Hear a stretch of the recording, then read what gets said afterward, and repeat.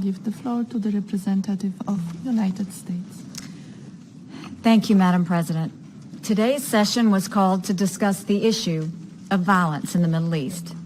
We are all concerned about violence in the Middle East. The United States deplores the loss of human life.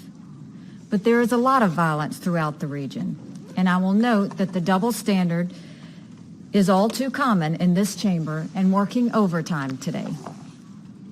Last week, Iranian forces attacked Israeli positions on the Golan Heights by launching rockets from Syria. This was a reckless provocation and escalation that must be stopped. It is an example of regional violence that should occupy our attention here in the Security Council. Also last week, Iranian proxy forces in Yemen launched missiles into Saudi Arabia. It was not the first time they have done it. This, too, is regional violence that should occupy our attention here in the Security Council. In recent days, Hamas terrorists, backed by Iran, have incited attacks against Israeli security forces and infrastructure. That is violence that should occupy our attention, too. The common thread in all of this is the destabilizing conduct of the Iranian regime, a regime that insists on promoting violence throughout the Middle East while depriving its own people of basic human rights. The United States welcomes a discussion of this violence in the Middle East. We welcome discussing the ways we can cooperate with each other to put an end to this violence. There is far too little discussion in the Security Council on Iran's destabilizing presence in Syria, its promotion of violence in Yemen, its support for terrorism in Gaza, and its dangerous and illegal weapons buildup in Lebanon. However, in the minds of some, today's meeting was not called to discuss any of those examples of violence in the Middle East. Today's meeting was called to discuss the violence that some suggest was connected with yesterday's opening of the United States Embassy in Jerusalem. For some people, the embassy opening is said to be a reason to engage in violence. How is that justified?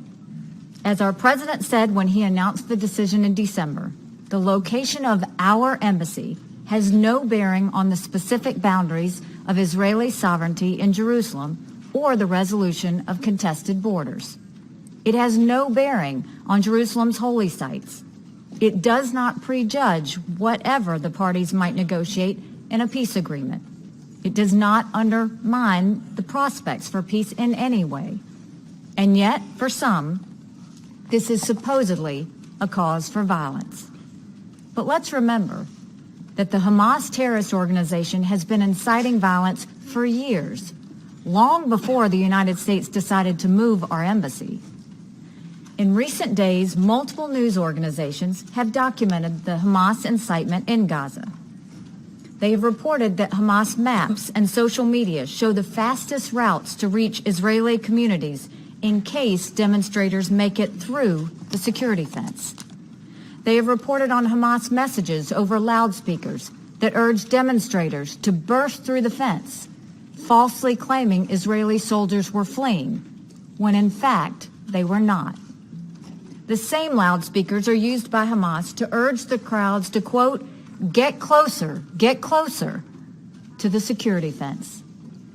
Hamas has attacked the Karem Shalom crossing, the biggest entry point in Gaza for fuel, food, and medical supplies. This is how determined they are to make the lives of the Palestinian people miserable.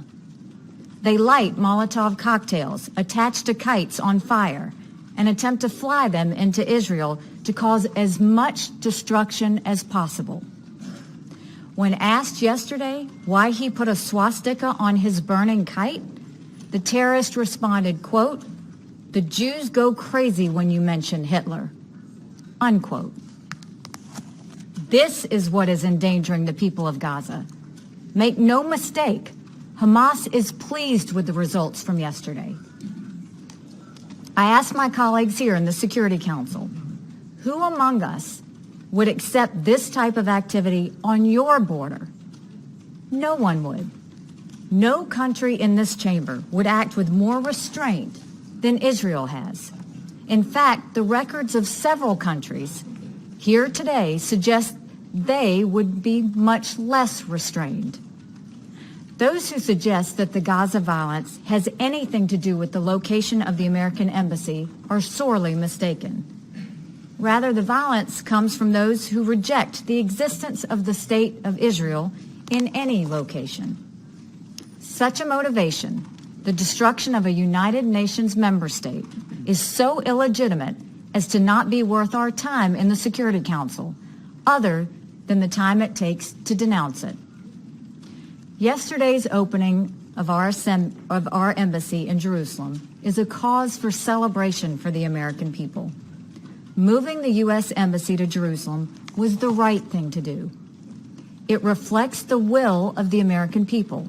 It reflects our sovereign right to decide the location of our embassy, a right that everyone in this room claims for their own country. Importantly, moving our embassy to Jerusalem also reflects the reality that Jerusalem is the capital of Israel. It has served as Israel's capital since the founding of the state. It is the ancient capital of the Jewish people. There is no plausible peace agreement under which Jerusalem would no longer remain the capital of Israel. Recognizing this reality makes peace more achievable, not less. The United States is prepared to support peace negotiations and a peace agreement in every way. We want nothing more than peace, a peace in which people of all faiths are free to worship in Jerusalem, a peace in which the rights of all people are respected and the future prospects of all people is bright. That peace will only be achieved if it is rooted in the realities that too many choose to deny. The United States' action yesterday promoted the reality and the desire for peace. It is our sincere wish that the nations of the world will join us in this pursuit of credible, realistic, and enduring peace. As I conclude, I want to take a moment to mark the 70th anniversary of Israel's independence. In this United Nations Security Council, on behalf of the American people, I congratulate our friends in Israel on the remarkable achievement of 70 years of independence. From humble and desperate beginnings, a proud people have realized the prophet Isaiah's vision of a light unto the nations. May the next 70 years be ones of strength, of hope, and of peace. Thank you.